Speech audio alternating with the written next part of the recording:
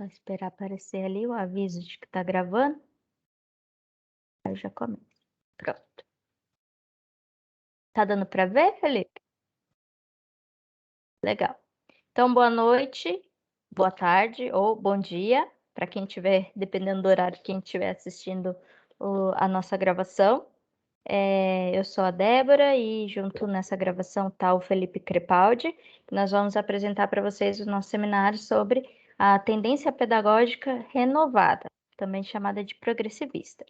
Antes de começar a falar exatamente sobre as características dessa tendência, a gente achou importante esclarecer o nome dessa tendência, né? Já que ela leva um nome tão comprido, né? Como eu coloquei nessa imagem aqui, né? Tendência pedagógica liberal, renovada, progressivista.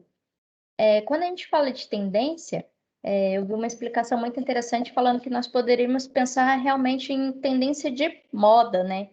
Então, quando a gente tem um ano diferente, que a gente fala assim, vai começar, as pessoas vão começar a usar roupa roxa, vão começar a usar roupa verde, né? Uma tendência de moda, é porque é um costume que se estabeleceu em um dado ano, em uma dada estação do ano, em um dado período, né, em que as pessoas acharam em comum acordo que aquilo é legal, que aquilo, enfim, né, que elas gostaram daquilo. Então, tendência, na verdade, são costumes, né? Uma coisa que foi firmada, né? Foi algo comum para várias pessoas durante um determinado período. E no caso das tendências pedagógicas, isso acontece por conta da influência das coisas que acontecem na sociedade. Então, as novas leis que surgem, os ideais de justiça, como está a economia, está ruim, está boa, né? O cenário social, se tem mais gente desempregada, se tem mais gente trabalhando, os conceitos, né? Os padrões de moralidade, o que que é certo, o que que não é, o que que é indecente, o que que não é, tudo isso vai moldar, então, uma tendência pedagógica. Por quê? Porque essas situações todas aqui vão influenciar no tipo de cidadão que essa sociedade quer ter. E aí, para ter um cidadão de acordo com a tendência do que está acontecendo na sociedade, a escola tem que se adequar também a essa tendência. Então, por isso que as tendências pedagógicas, né, elas são influenciadas por todos esses contextos que acontecem na sociedade. Por isso que ela chama tendência. O termo liberal tem a ver com liberalismo político e econômico, não tem a ver com o fato do aluno poder fazer o que quiser. Eu não vou entrar profundamente nessa questão do liberalismo político e econômico, porque eu posso errar muita coisa, eu não sou especialista nisso. Posso também acabar puxando sardinha para o meu lado e defender, já que eu me considero uma pessoa liberal, mas em economia e em costumes, deixar isso bem claro.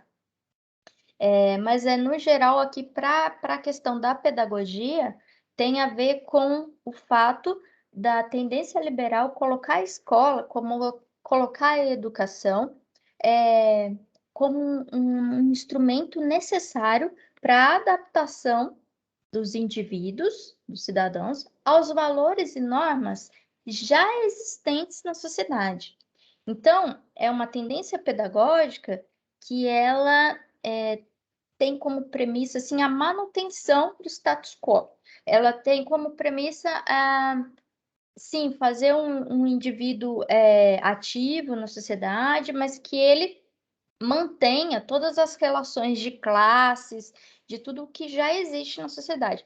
Não é uma pedagogia crítica que a gente fala, né? No sentido de considerar as classes sociais, no sentido de considerar as questões de desigualdade, né? E de querer formar um cidadão realmente autônomo, com uma visão crítica sobre si mesmo, sobre o seu redor, ao seu redor. Então, a prática, a tendência liberal, ela é isso, tá? Ela é, sim, ela visa, né, adaptar por meio da escola, do ensino, o cidadão, aquilo que já existe na sociedade, sem alterações profundas. E o fato de ser renovada É porque existe sim uma alteração, mas essa alteração é em relação ao modelo tradicional, não é o modelo à questão da criticidade, né, da visão crítica. Essa alteração, então, essa termo renovado significa que vai ter uma ruptura com o modelo tradicional, né? Embora ainda haja os mesmos objetivos, eu vou explicar isso mais adiante. E o fato de ser progressivista, talvez até o professor possa ajudar a gente, porque depois eu fiquei na dúvida, depois que eu dei uma pesquisada. Eu encontrei uma explicação falando que é porque é uma educação que acontece aos poucos, em que o aluno vai aprendendo, né, conforme ele vai vivendo. Então, é algo progressivo. Mas eu não sei se essa explicação é correta. Depois a gente tem que tirar a dúvida com o professor se é isso mesmo. Pois bem, então, como eu falei, já que, né, todo o contexto social que acontece na sociedade influencia a educação, é importante a gente entender o que estava acontecendo no Brasil e no mundo quando essa educação começou a se consolidar. E ela começou, no mundo, né, a ter as suas primeiras ideias, né, os seus primeiros defensores já ali na virada do século XIX para o século XX, mas no Brasil ela começou a se consolidar mesmo, a partir de 1930. Então, nesse período, né, o que estava acontecendo no mundo e aqui no nosso país? Eu trouxe algumas ilustrações, né, só para a gente tentar recuperar a memória aí. Foi um período, lembrando, né, não é exatamente 1930, pode ter alguns anos um pouco antes e alguns um pouco depois, né? É um sombreado, assim, não é algo específico. Mas por volta desse período, né, nós tínhamos vários países vivendo sob regimes totalitários, né, sobre ditaduras, como foi o caso, né, da Alemanha, teve a Itália também, e outros países, que posteriormente, né, acabou culminando lá na Segunda Guerra Mundial e todas aquelas atrocidades, né, que a gente sabe. Tiveram também, né, não só por conta aí dessas guerras, mas já vinha acontecendo movimentos e estudos sobre psicanálise, neurologia, psicologia. Então, foi bem o momento em que começam a considerar a criança não mais como um pequeno adulto, mas como uma criança como um indivíduo que realmente tem suas características específicas, né? Aqui no Brasil, especificamente, nós estávamos deixando, nosso país estava deixando de ser um país agricultor, né, de economia essencialmente agrária, e estavam começando a ocorrer aí as instalações industriais já em algumas cidades, as tecelagens. Então, os brasileiros estavam começando a deixar o campo e começando a ir para a cidade, então, uma intensificação do movimento de urbanização. Quem estava no poder aqui, no caso de 1930 mesmo, quem assumiu foi o Getúlio Vargas, né, muito conhecido. Ele era um governo, de certa forma, ditatorial, sim, no sentido de uma autoridade, né, bem presente, mas ele tinha ali algumas medidas um pouco mais populistas, assim, acho que até mesmo para angariar votos, né? Mas ele tinha ali uma preocupação um pouco, né, com os trabalhadores de base e tal, essa questão de classe. As mulheres aqui no Brasil estavam começando a reivindicar o direito ao voto, até pouco tempo atrás elas não podiam nem estudar. E tudo isso, toda essa bagunça que acontecia no mundo e no Brasil, acabou influenciando educadores de todo mundo, né? E alguns educadores, principalmente ali dos Estados Unidos, o conhecido como John Dewey, não sei se é assim que se pronuncia, mas acho que sim, começou a pensar então uma nova forma de se propor o jeito de ensinar e o jeito de aprender, né? Não mais igual era feito tradicionalmente. Então eles começaram a propor um novo modelo de educação. E é claro, né, que as ideias deles chegaram até o Brasil e acabou influenciando educadores, intelectuais aqui do Brasil também, como Cecília Meirelles, que vocês já devem ter ouvido falar, o Anísio da Teixeira é Anísio, né, o Fê, né, Dionísio, né, eu confundo. Anísio da Teixeira, eu acho que Fernando Azevedo, e tem outros também intelectuais aí da área da educação, que começaram então a defender essa nova proposta aí de pedagogia. E aqui no Brasil, essa proposta ficou conhecida como Escola Nova. Então, tem até a ver, né? Escola Nova, tendência pedagógica renovada. Então, ficou conhecido como o movimento Escola Novista. E aí, nesse movimento, esses autores começaram a pedir, então, fizeram um documento chamado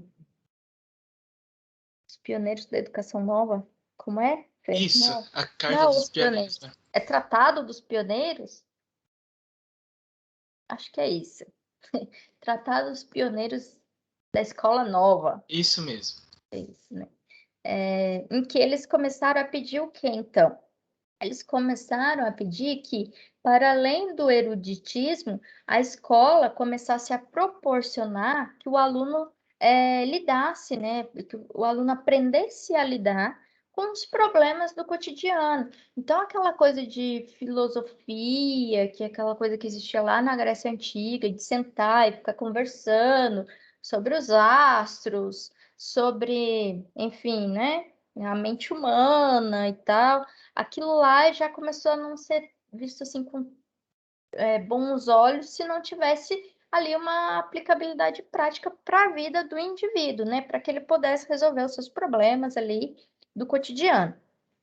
Os representantes, como eu mencionei, né, alguns nomes foram John Dewey, Maria Montessori também, é bem famosa, né? Principalmente aí as pessoal que já é pai, é mãe, né? Já ouviram falar dos quartos montessorianos, ambientes montessorianos para as crianças aprenderem. Depois o Felipe vai mostrar uma escola que é exemplo disso. O outro nome é Anísio da Teixeira e tiveram outros também. Aqui no Brasil, né, ela está ligada, então, ao interesse do movimento Escola Novista, né, que tanto foi influenciado lá pelos Estados Unidos e pelos outros intelectuais, outros educadores, como também influenciou, né, outras tendências pedagógicas. E esses caras, então, né, desse movimento, começaram a defender uma educação pública, né, acessível a todos, a homens, mulheres, se eu não me engano, de 6 a 15 anos, que todos tivessem direito, né, independente do nível social, uma escola laica, né, que não tivesse aí a influência da igreja, e principalmente regulamentada, ou seja, que tivesse a mediação mesmo de um órgão público, então começar a institucionalizar de uma forma mais forte a escola. E aí a grande característica dessa tendência pedagógica é uma dicotomia, porque ao mesmo tempo em que se tem uma ruptura do modelo tradicional, então a gente tem um novo jeito de fazer educação, a gente tem a manutenção do status quo, ou seja, a gente ainda tem uma educação que visa manter a sociedade como está, sem transformações drásticas, né? Então, na verdade, dizem que essa tendência pedagógica ela só propunha um novo jeito de se fazer, mas os objetivos continuam os mesmos, né? Aí, no caso, quem tem acesso à escola e vai aprender bem, quem não tem, amém. Seria mais ou menos isso. Embora eles começassem já a lutar por uma democratização maior da educação. Né, Fê? Você. Isso. Bom dia, boa tarde, boa noite também, assim como a Débora. Eu sou o Felipe.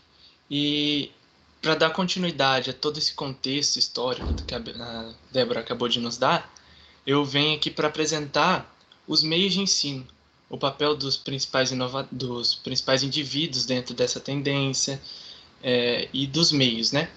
Então, começando com o papel do professor, que na minha humilde opinião é a que mais muda dentro, se comparado com o método tradicional, né?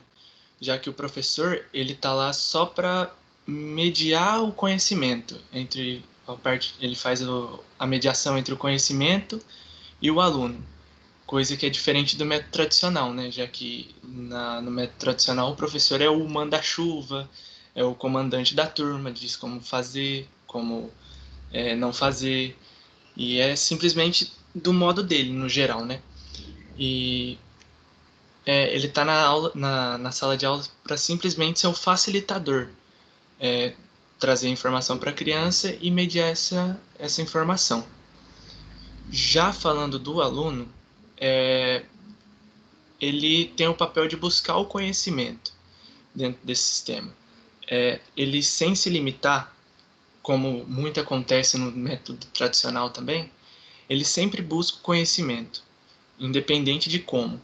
Ele tem o seu modo de aprender como resolver os problemas, sempre da sua maneira. Nunca um professor vai lá e vai tentar influenciar no modo que ele vai resolver aquele problema. O aluno, a todo momento, aprende a aprender, que é uma frase que acaba sendo meio que autoexplicativa, né? Ele sempre aprende novas maneiras de aprender, novos jeitos de aprender, etc. Já a relação entre o professor e o aluno é bastante diferente também da tradicional, né? É uma relação que o professor, como já citado anteriormente, o professor não interfere no pensamento do aluno. E é sempre uma relação que se baseia muito no respeito e na confiança. E se baseando nesse respeito e confiança, ele acaba trazendo também uma afetividade, né, entre o professor e o aluno, porque traz a proximidade entre os dois. Não é algo tão distante. E isso tudo acontece por conta de uma hierarquia horizontal, que muitos professores, quando a Débora e eu estava vendo sobre o tema, ela me mandou um vídeo sobre um professor explicando, e eu achei muito interessante, porque ele fala que nessa hierarquia horizontal, o aluno e o professor têm os mesmos mandam o mesmo tanto, se é que posso dizer assim. Já diferente da hierarquia que é vertical, né? Já que o professor que manda, o professor está no topo tá acima do aluno, então o aluno acaba por obedecer ao professor, né? Querendo ou não. E isso não é compatível com essa tendência pedagógica que nós estamos vendo. Seguindo em frente, pode passar, Débora, por favor. Temos o papel da escola, que nada mais é que está lá para ser um ambiente onde o aluno pode se adequa para os alunos, para que eles tenham a sua própria experiência. Assim como eu tinha falado, que ele aprende a aprender, ele tem a sua própria experiência do jeito que ele quer aprender, como ele quer aprender, e eles somente aprendem assuntos que interessam. Óbvio que tem os básicos, né, tipo matemática, etc. Porém, no geral, são assuntos que interessam. Por exemplo, se eu gostasse de música e estivesse numa escola com essa tendência, provavelmente eu faria música e é isso. Os professores deixariam. É o exemplo da escola Lega Montessori. A escola Lega Montessori tem uma sala de música para as crianças desde pequena aprender. Do mesmo estilo também, sempre aprendendo a aprender. E podemos ver também que tem exemplos tanto de longe quanto de perto, né? Temos a Escola da Ponte, lá em Portugal. E a Escola Lega Montessori, que é logo ali em Maringá. No caso da Escola de Portugal, cada estudante escolhe seu tutor, seja o funcionário, professor mesmo, o pai. E falando da avaliação e do conteúdo, aproveitando os exemplos das escolas, no lugar da prova, no caso da Escola da Ponte, o professor e o aluno têm uma conversa, um diálogo para chegar na decisão se o conteúdo foi realmente absorvido, foi assimilado para o aluno, né? E tem como a intenção, no final das contas, fazer com que o aluno saiba viver, né? Querendo ou não, no método tradicional também o plano, entre aspas, no papel, mas muitas vezes não acaba sendo assim, né? Já na escola de Maringá, uma curiosidade muito interessante que eu achei lendo sobre foi que não só na escola de Maringá, mas também na de Portugal, as crianças decidem o momento que elas querem ir no banheiro, que eles querem lanchar, que eles querem sair para beber água. Isso é... Oh, perdão. Eles são livres para escolher todos os momentos. Bem o contrário da tradicional também, né? Que na tradicional você tem aquele professor, posso tomar água, professor, posso ir no banheiro, professor, não sei o quê, né? Então, o ambiente da sala, também na escola Lega Montessori, é organizado da mesma maneira, todo santo dia. E pelas próprias crianças. Até quando eu comecei a ler sobre, eu achava que eram os professores, né, que tentariam para exercitar de alguma maneira a criança meio que indiretamente. Mas não, os próprios alunos todo dia organizam a sala do modo que foi encontrada. Isso ajuda muito na compreensão do senso de organização da criança, né? Porque acaba não tendo aquele negócio no uma criança que tem esse senso de organização acaba não perguntando as coisas para a mãe, né? Aquele negócio, mãe, onde está não sei o que, onde está não sei o que. Isso ajuda, né? Além de decidir os momentos de irem ao banheiro, etc., também o momento, eles decidem o momento que eles param e continuam as atividades. Que, falando também, aproveitando para falar do conteúdo, que falam de situações que representam vivências do aluno, esses conteúdos, as atividades que os alunos têm para resolver, etc., são situações que representam vivências do aluno. Não sei se quando vocês estavam no pré vocês lembram que muito provavelmente um professor já fez uma pergunta para vocês de João tinha tantas laranjas, chupou tantas laranjas em tantos minutos. Quantas laranjas João chupou em tantos minutos? Querendo ou não, isso é um exercício do dia a dia, né? Que a criança pode até ir lá e resolver isso chupando as laranjas. Então fica bem em aberto para a criança. Ela realmente aprende a aprender. A avaliação é focada no que o aluno construiu, né? No caso que eu já tinha falado do diálogo, o professor se preocupa muito mais do que o aluno aprendeu, ao invés de aprender se ele tirou alguma nota, etc. Só complementando aí, a avaliação, ela é bastante focada também na solução de problemas, né? Então, não necessariamente é uma prova com 10 questões pedindo a definição do que é ciclo de Krebs, sabe assim?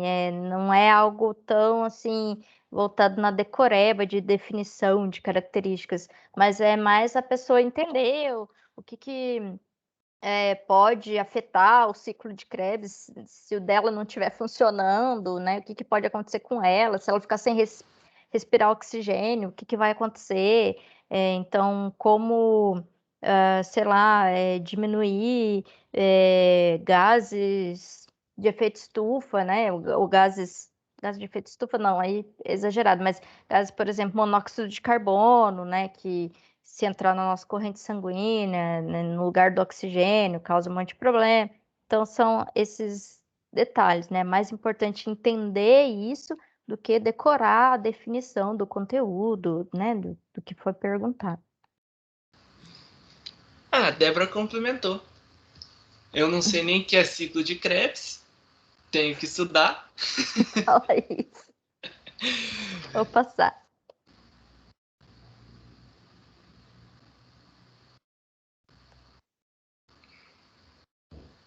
Tá, e aí tem algumas frases, né, do John Dewey, que explica muito, né? A educação é um processo social, é um desenvolvimento, não é a preparação para a vida, é a própria vida. E a outra é a educação não é uma questão de falar e ouvir, mas processo ativo e construtivo. A segunda claramente é um, perdão, esqueci a palavra, fugiu a palavra. É uma crítica ao é uma crítica ao método tradicional também. E temos as fotos das crianças em uma escola fazendo um bolo, aprendendo a fazer um bolo da sua forma, aprendendo do formigueiro. Então é isso. Eu até tenho uma frase aqui, só um minuto, Débora, que eu separei. Da Maria Montessori também. Aproveitando da escola, que você já citou sobre. Ela fala que a educação é um processo natural, realizado pelas crianças e não se adquire ouvindo palavras, mas sim mediante as experiências de uma criança no seu entorno. Então é meio que isso, né? É bem crítica ao método tradicional. Isso aí. Você agradece? Eu agradeço? Tá agradecida. Muito obrigado, então, gente. Deixa eu dar um pause aqui.